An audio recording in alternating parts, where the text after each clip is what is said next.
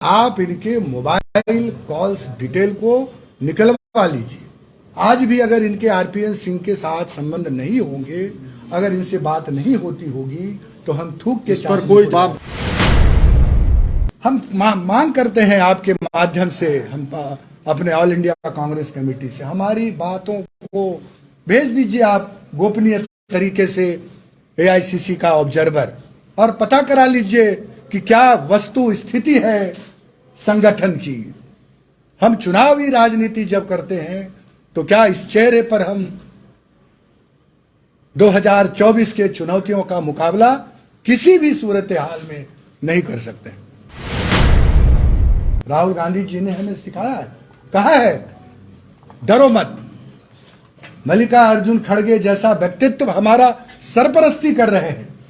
केसी वेणुगोपाल, अविनाश पांडे हमारे नेता हैं, लेकिन हम अपने संगठन, अपनी पार्टी को बिखरते हुए, टूटते हुए अपने आप को ये नहीं देख सकते। पार्टी सबकी है, हमारी भी है।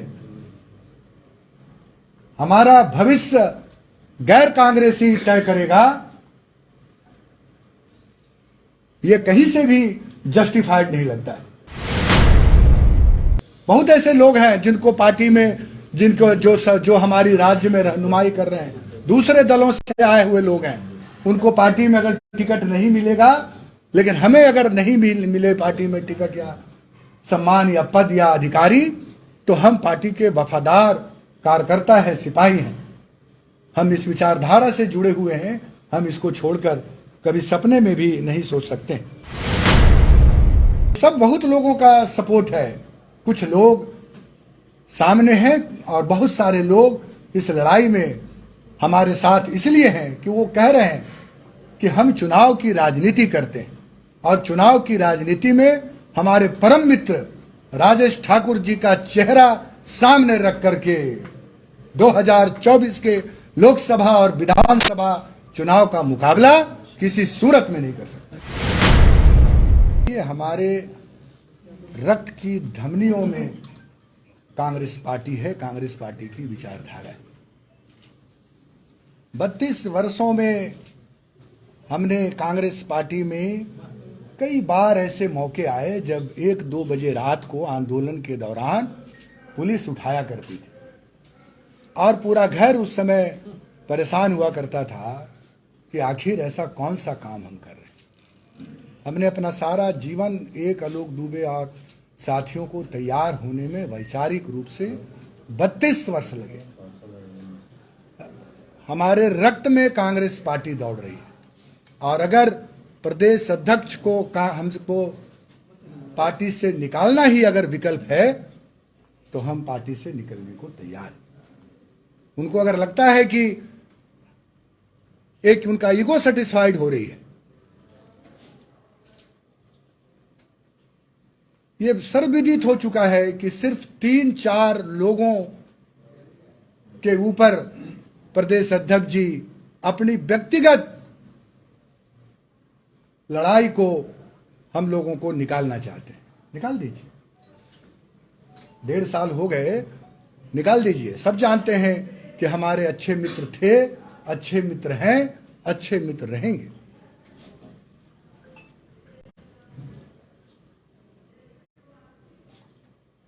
हमारे अनुशासन समिति ने मीडिया में जाकर बयान दिया कि हम इनके जवाब से संतुष्ट नहीं हैं और इनको हम समय नहीं दे सकते। हम आपके कांग्रेस के कार्यकर्ता हैं। मीडिया में जाने के बजाय आप मुझे बुला के पूछ सकते थे कि आपने गलती की है, क्यों नहीं आपको 6 साल के लिए पार्टी से निलंबित या निष्कासित कर दिया जाए। लेकिन आपको हमारी छवि, हमारी प्रतिष्ठा जनता के सामने धूमिल करने का था। जिस समय कल आपने प्रेस कॉन्फ्रेंस किया है, उस समय से लगातार लोगों के फोन आ रहे हैं। घरों में जब हम प्रवेश किए हैं रात में, तो घरों में भी पूछा जा रहा है आखिर कौन सा गुनाह किया है जो आपको पार्टी 6 साल के लिए निलंबित करने के लिए जा रही है। मुझे नहीं लगता है कि हमने, जैसा हमारे साथियों ने कहा, कि हमने कोई गलती किया है। इस राज्य में 22 वर्षों में पहली मर्तबा एक ऐसे गठबंधन की सरकार को मौका दिया, प्रचंड बहुमत राज्य की जनता ने।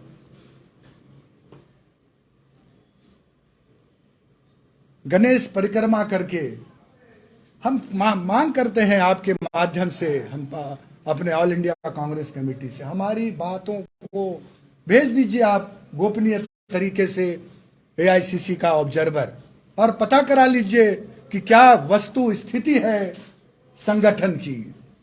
हम चुनावी राजनीति जब करते हैं तो क्या इस चेहरे पर हम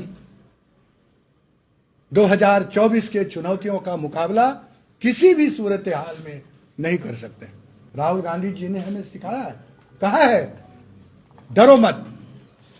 मल्लिकार्जुन खड़गे जैसा व्यक्तित्व हमारा सरपरस्ती कर रहे हैं। केसी वेणुगोपाल, अविनाश पांडे हमारे नेता हैं, लेकिन हम अपने संगठन, अपनी पार्टी को बिखरते हुए, टूटते हुए अपने आप को ये नहीं देख सकते। पार्टी सबकी है, हमारी भी है। हमारा भविष्य गैर कांग्रेसी तय करेगा,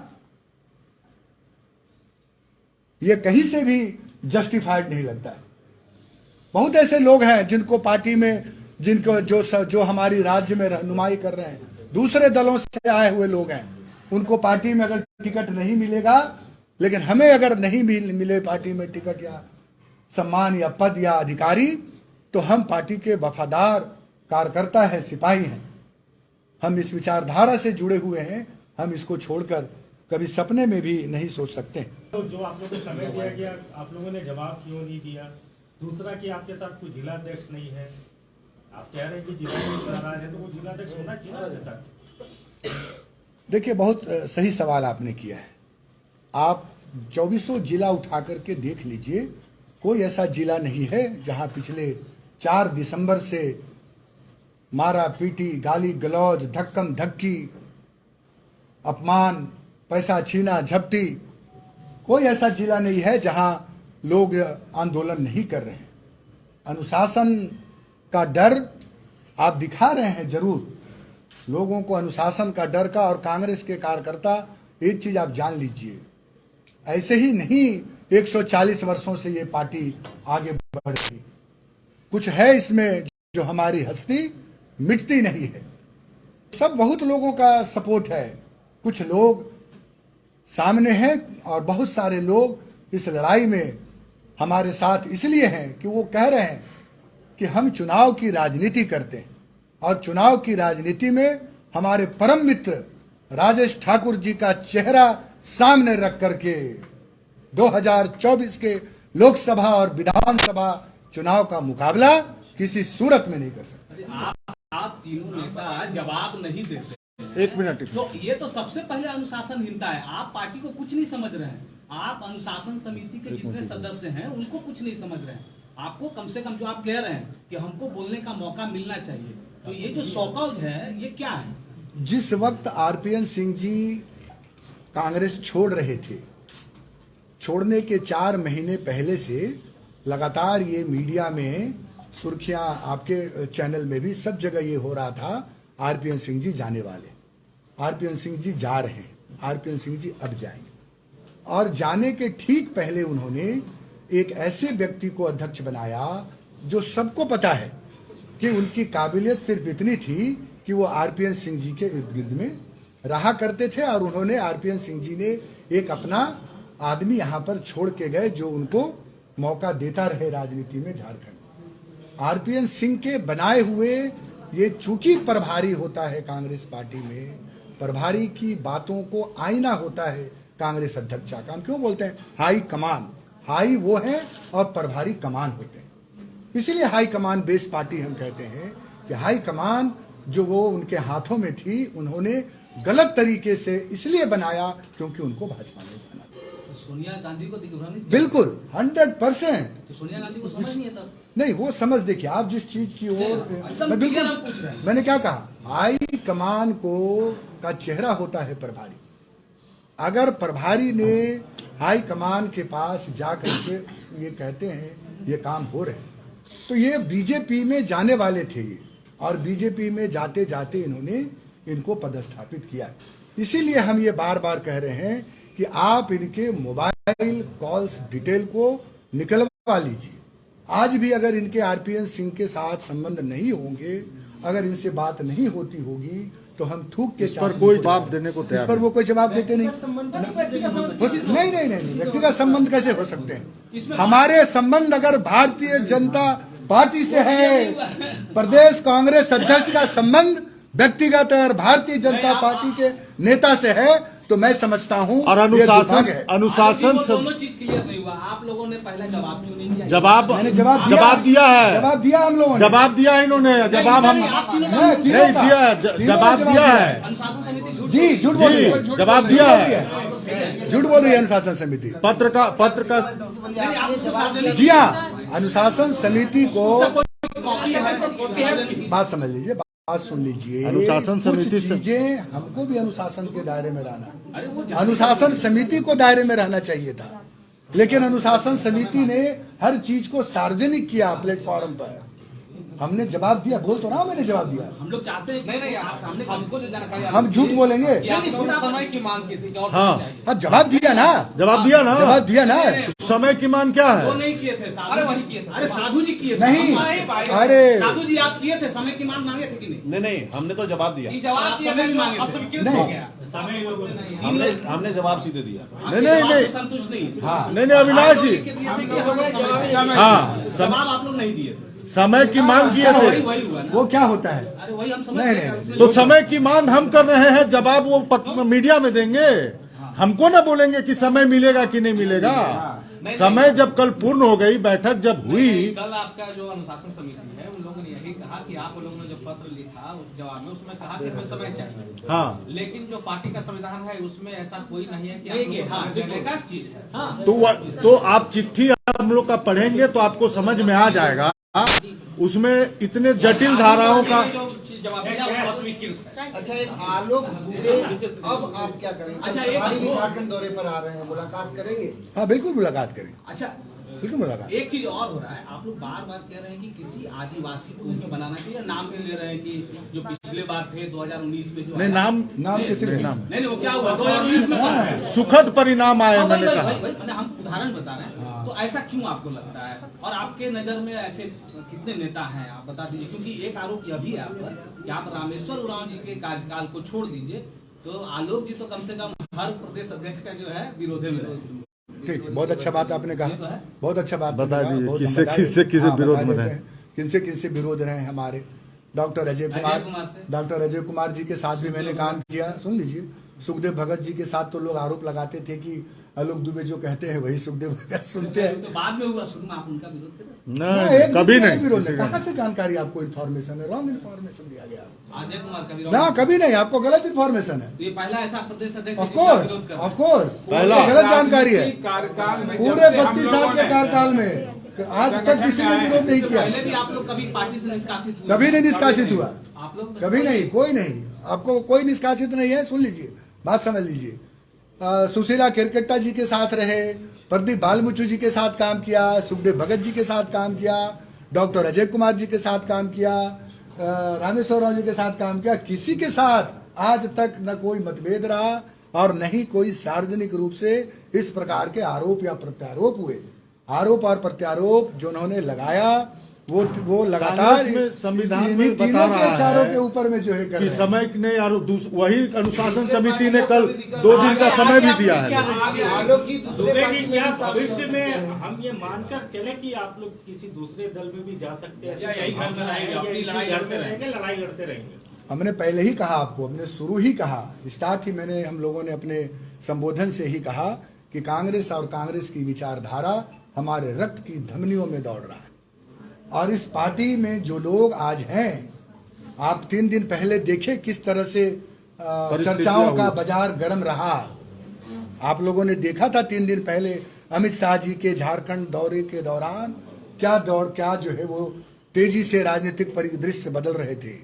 ये प्रदेश अध्यक्ष सोनिया गांधी के मूल सवाल पर पार्टी छोड़ के चले गए थे, कल फिर नहीं जाएंगे पूरी पार्टी को लेकर के, इसकी कोई गारंटी नहीं है।